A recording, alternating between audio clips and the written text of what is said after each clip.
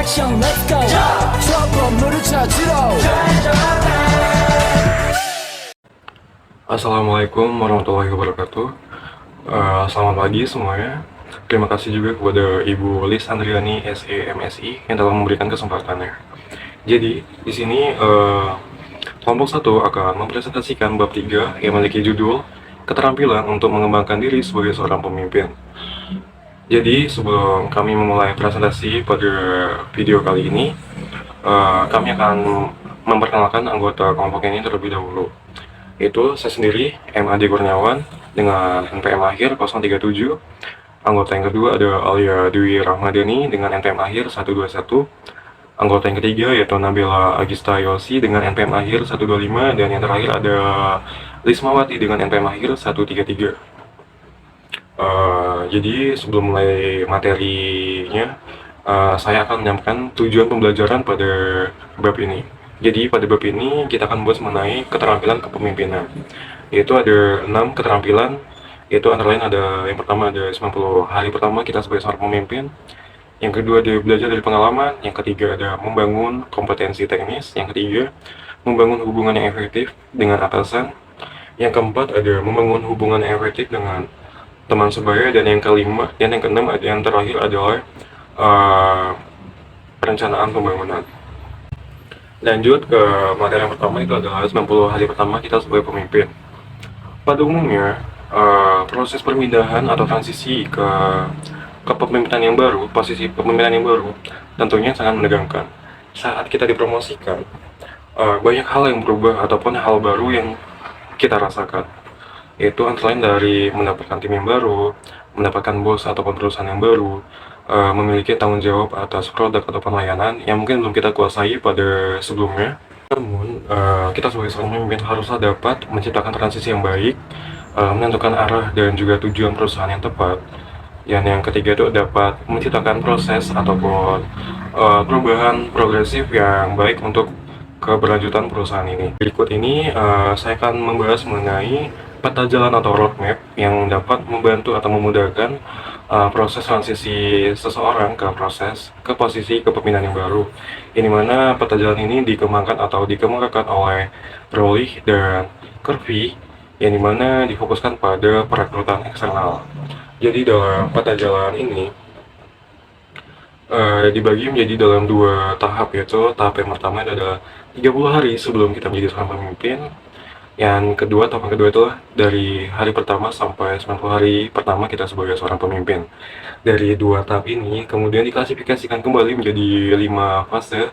Itu fase pertama yaitu ada sebelum Anda memulai, yang kedua ada hari pertama, yang ketiga ada 2 minggu pertama, yang ketiga ada 2 bulan, dan yang ketiga adalah bulan ketiga.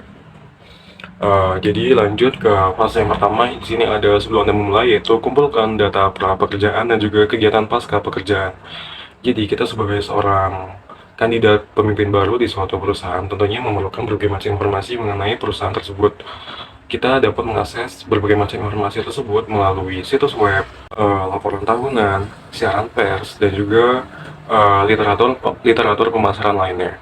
Ini mana tujuan dari kita mengakses dan juga mengumpulkan berbagai macam informasi tersebut adalah untuk kita mengetahui sejarah dan juga budaya organisasi yang akan kita tempati. Kita dapat mengidentifikasi dan juga mengetahui sejarah dan juga budaya organisasi tersebut. Tentunya itu dapat mempermudah kita dalam beradaptasi ke lingkungan kerja yang baru. Selanjutnya fase kedua itu adalah hari pertama, yaitu Anda hanya mendapatkan satu kesempatan untuk membuat kesan pertama. Jadi tentunya pada hari pertama kita sebagai pemimpin yang baru, kita memiliki dua tugas penting, yaitu 2 tugasnya. Itu yang pertama ada bertemu dengan bos dan juga bertemu dengan anggota tim yang baru. Jadi bertemu dengan bos ini kita akan melakukan diskusi dengan bos, yang dimana pembahasannya itu ada 4, yaitu pembahasan pertama itu adalah mengidentifikasi tujuan utama tim, matriks dan juga proyek penting. Yang kedua adalah memahami pandangan atasan mengenai kekuatan dan juga kelemahan tim. Yang ketiga itu ada bekerja melalui jadwal pertemuan dan juga gaya komunikasi. Dan yang keempat adalah berbagi rencana untuk hari ini dan juga beberapa minggu ke depan. Selanjutnya kita ke tugas yang kedua, yaitu adalah melakukan pertemuan dengan anggota tim.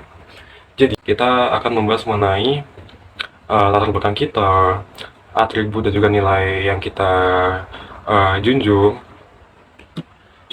memberikan harapan bagi diri sendiri, anggota tim dan juga perusahaan ini, menyampaikan gaya komunikasi kita dan juga gaya kepemimpinan kita. Dan selanjutnya ke fase yang ketiga, yaitu adalah 2 minggu pertama, yaitu adalah meletakkan fondasi.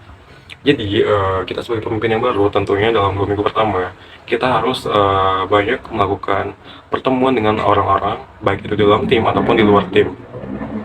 Dimana tujuan dari pertemuan ini adalah untuk belajar lebih banyak lagi, memperkuat hubungan, dan juga menentukan sekutu di masa depan.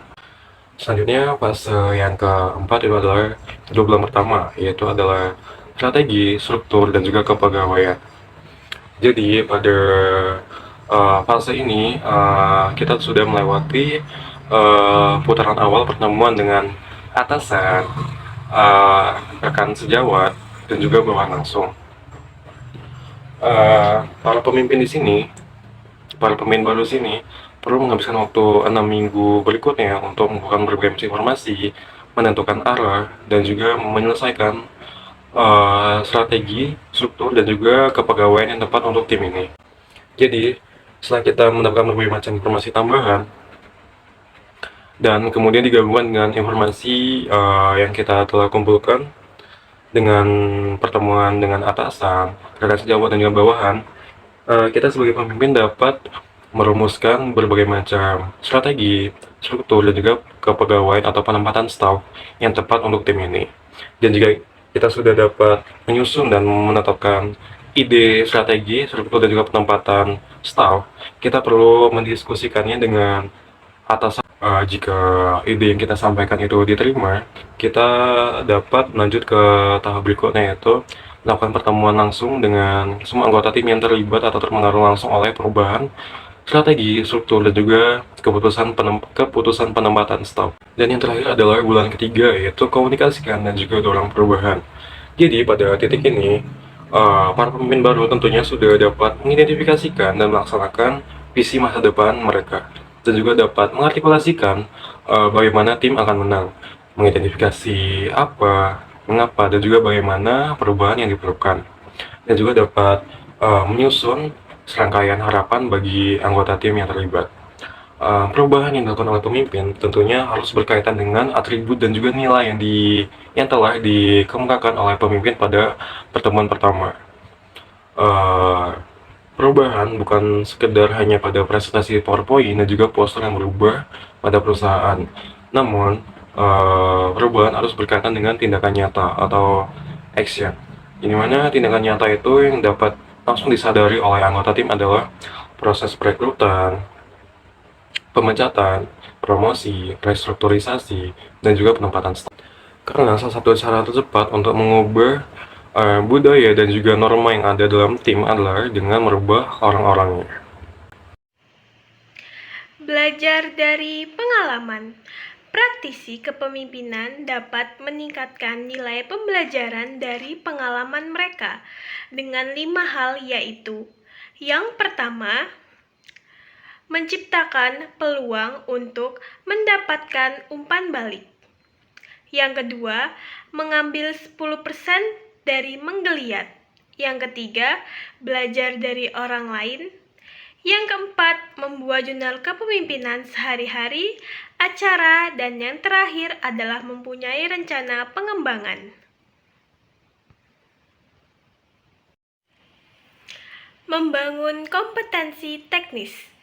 Dengan adanya temuan-temuan ini, baik untuk pemimpin maupun pengikut, kami selanjutnya akan membahas beberapa saran praktis untuk meningkatkan kompetensi teknis. Ada 3 hal, yaitu: yang pertama adalah menentukan bagaimana pekerjaan berkontribusi pada keseluruhan misi. Yang kedua, menjadi seorang ahli dalam pekerjaan. Dan yang ketiga adalah mencari kesempatan untuk memperluas pengalaman. Membangun hubungan yang positif dengan atasan. Cara yang dapat dilakukan ada dua, yaitu dengan memahami dunia atasan dan beradaptasi dengan dunia atasan. Yang pertama, yaitu memahami dunia atasan.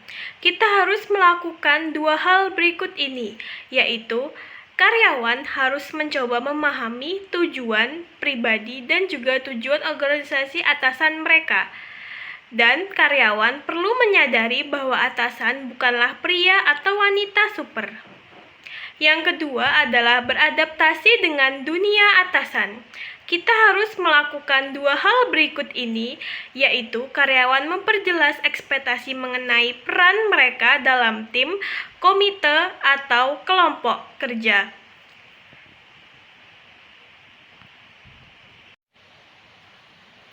Membangun hubungan yang positif dengan rekan kerja. Ada 3 hal yang dapat dilakukan, yaitu yang pertama, mengenali kepentingan dan tujuan bersama. Yang kedua, memahami tugas, masalah, dan penghargaan rekan kerja. Dan yang terakhir yaitu mempraktikkan sikap dari teori Y. Jadi yang selanjutnya ialah perencanaan pembangunan. Nah, perencanaan pembangunan ini dapat dilakukan dengan beberapa tahap. Yang pertama, melakukan analisis GAPS. Yang kedua, mengidentifikasi dan prioritaskan kebutuhan pembangunan. Yang ketiga, menjembatani GAPS yaitu dengan membangun rencana pembangunan. Yang keempat, merefleksikan pembelajaran dengan modifikasi rencana pembangunan. Serta yang terakhir ialah mentransfer pembelajaran ke lingkungan baru. Oke, yang pertama ialah melakukan analisis GAPS. G, goals atau tujuan. A, abilities atau kemampuan. P, perception atau persepsi. S, standard atau standar. Yang pertama, tujuan, yaitu mengidentifikasi dengan jelas apa yang dimaksud GAPS yang ingin dilakukan atau kemana kita ingin pergi. Nah, ini maksudnya karir kita mau kemana di masa depan. Tujuan lain seperti ingin menguasai pekerjaan saat ini, lalu mengambil lebih banyak tanggung jawab di masa kini, mengambil tugas sampingan di bagian lain, mengambil tugas di luar negeri, ataupun mengurangi tanggung jawab pekerjaan untuk mendapatkan lebih banyak keseimbangan antara kehidupan dengan pekerjaan. Nah, yang ini biasanya cocok bagi para pemimpin yang sedang mulai sebuah keluarga atau mengurus orang-orang terkasih yang sedang sakit. Nah, yang kedua adalah abilities atau kemampuan, yaitu orang-orang membawa sejumlah kekuatan dan perkembangan kebutuhan untuk tujuan karir mereka. Ini maksudnya kita sebelum masuk ke dunia kerja pasti sudah menyiapkan bekal seperti pengetahuan dan keterampilan yang kita peroleh dari sekolah, kuliah, maupun kursus untuk mendukung pekerjaan kita di masa depan. Sebagai seorang pemimpin, kita juga harus tahu keterampilan apa yang kita butuhkan untuk dikembangkan atau perilaku kita yang perlu diubah.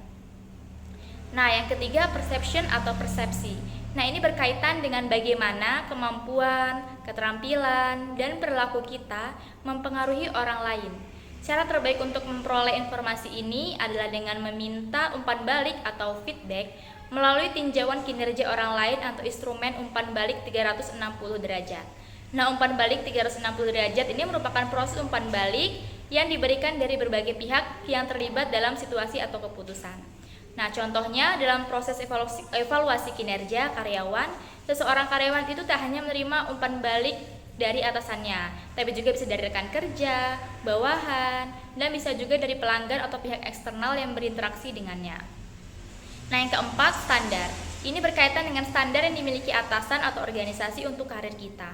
Misalnya, atasan mengatakan kepada kita bahwa kita perlu mengembangkan keterampilan berbicara di depan umum, delegasi atau pembinaan yang lebih baik sebelum kita untuk dapat dipromosikan. Contoh lainnya itu organisasi yang mempunyai kebijakan yang menyatakan bahwa orang-orang tertentu yang berada di luar negeri harus mahir dalam bahasa negara tersebut ataupun memiliki persyaratan pendidikan, pengalaman untuk berbagai pekerjaan. Jadi, hanya kita yang dapat memutuskan tujuan karir kita sendiri, tapi kita bisa juga minta nasihat dari orang lain mengenai apakah tujuan tersebut realistis dengan kemampuan kita, persepsi orang lain, dan standar organisasi. Yang kedua ialah mengidentifikasi dan prioritaskan kebutuhan pembangunan. Bagian goals atau tujuan dan standar itu berorientasi pada masa depan yang menanyakan kemana kita ingin pergi dan apa yang atasan organisasi harapkan dari orang-orang yang berada di posisi tersebut. Nah, sedangkan kemampuan dan persepsi difokuskan pada masa kini mengenai kekuatan dan kebutuhan pembangunan apa yang dimiliki saat ini dan bagaimana kemampuan ini mempengaruhi yang lain. Nah, setelah melihat semua informasi dalam analisis GAPS, jadi apa perkembangan terbesar kita dan bagaimana kebutuhan pembangunan ini harus diprioritaskan. Kita harus menentukan perilaku, pengetahuan, pengalaman, dan keterampilan apa yang paling penting untuk diubah atau dikembangkan untuk mencapai tujuan karir. Yang ketiga ialah menjembatani GAPS dengan membangun rencana pembangunan. Nah, langkah-langkah membuat rencana pembangunan yang pertama ialah tujuan karir dan pengembangan. Dengan menentukan apa ingin dicapai dalam karir dan pengembangan pribadi. Ini bisa meliputi pencapaian posisi tertentu, peningkatan keterampilan, atau pengembangan diri. Contohnya menjadi manajer proyek dalam 3 tahun atau memperoleh sertifikasi tertentu. Lalu yang kedua ialah kriteria keberhasilan. Dengan menetapkan standar atau ukuran untuk menilai apakah tujuannya tercapai. Nah, kriteria ini harus spesifik, terukur, dapat dicapai, relevan, dan terikat waktu. Contohnya mendapatkan promosi dalam waktu 12 bulan atau menyelesaikan kursus pelatihan dengan nilai akhir di atas 85%. Langkah yang ketiga ialah langkah tindakan. Dengan merencanakan langkah-langkah yang perlu diambil untuk mencapai tujuan. Ini mencakup tugas sehari-hari, proyek jangka pendek, atau kegiatan pengembangan. Nah, contohnya mendaftar untuk kursus pelatihan, mengikuti seminar industri, atau melakukan monitoring. Langkah yang keempat ialah siapa yang harus dilibatkan dan menilai kembali tanggalnya. Ini seperti mengidentifikasi pihak-pihak yang dapat mendukung atau terlibat dalam rencana, serta menentukan kapan evaluasi progres akan dilakukan. Nah, misalkan mentor, atasan, rekan kerja, dengan tanggal penilaian setiap 3 bulan untuk melihat kemajuan. Yang kelima ialah rentangkan tugas. Ini membagi tugas-tugas yang harus dilakukan ke dalam bagian-bagian yang lebih kecil dan menetapkan tenggat waktu untuk masing-masing. Contohnya membagi proyek besar menjadi tugas-tugas mingguan atau bulanan dengan deadline yang spesifik. Lalu yang keenam adalah sumber daya. Mengidentifikasi sumber daya yang diperlukan untuk melaksanakan rencana seperti waktu, uang, alat, atau dukungan orang lain. Contohnya anggaran untuk pelatihan, akses ke perangkat lunak, atau waktu tambahan di luar jam kerja. Yang terakhir adalah refleksi dengan pasangan. Dengan mendiskusikan atau merefleksikan rencana dan kemajuan dengan seseorang yang bisa memberikan umpan balik yang konstruktif. Nah, ini bisa berupa pasangan, mentor, atau kolega terpercaya. Contohnya mengatur pertemuan rutin dengan pasangan atau mentor untuk membahas progres dan mendapatkan saran. Merefleksikan pembelajaran, memodifikasi rencana pembangunan. Seperti halnya rencana pembangunan yang merupakan peta jalan, fase pembangunan perencanaan membantu para pemimpin untuk melihat apakah tujuannya masih sama dengan yang pertama, lalu apakah rute alternatif itu lebih baik, dan apakah diperlukan lebih banyak sumber daya dan peralatan. Hal ini dapat dilakukan dengan mengevaluasi keberhasilan model, metode, strategi, dan teknik pembelajaran. Mentransfer pembelajaran ke lingkungan baru. Ada 3 cara yang dapat diambil untuk mentransfer pembelajaran ke lingkungan baru. Yang pertama yaitu terus memperbarui rencana pembangunan Anda, misalnya dengan menerapkan ekonomi hijau dalam industri keuangan atau membangun pabrik yang ramah lingkungan. Yang kedua yaitu mempraktikkan keterampilan yang baru Anda peroleh dari lingkungan baru. Misalnya Anda mempraktikkan keterampilan bahasa Anda di perusahaan baru atau menerapkan keterampilan menggunakan teknologi baru di perusahaan baru Anda. Yang ketiga yaitu melatih orang lain dalam pembangunan keterampilan yang baru Anda peroleh. Misalnya Anda membuka workshop atau kelas online untuk mengajarkan keterampilan baru yang Anda kuasai ke orang lain. Dari presentasi yang kami jabarkan, dapat ditarik kesimpulan bahwa menjadi seorang pemimpin adalah tanggung jawab yang besar. Untuk menjadi pemimpin yang inspiratif dan berhasil, diperlukan kombinasi yang tepat antara keterampilan teknis, interpersonal, dan karakter yang kuat. Seorang pemimpin tidak hanya harus memiliki pengetahuan dan kemampuan dalam bidang yang ia pimpin, tetapi juga harus mampu memotivasi, menginspirasi, dan mengarahkan timnya untuk menuju tujuan bersama. Ingatlah bahwa kepemimpinan adalah sebuah perjalanan, bukan tujuan akhir. Berikut tadi adalah materi yang dapat kami sampaikan oleh kelompok 1. Kami mohon maaf bila ada kesalahan. Kami akhiri. Wassalamualaikum warahmatullahi wabarakatuh. Yeah, Bobby Valentino.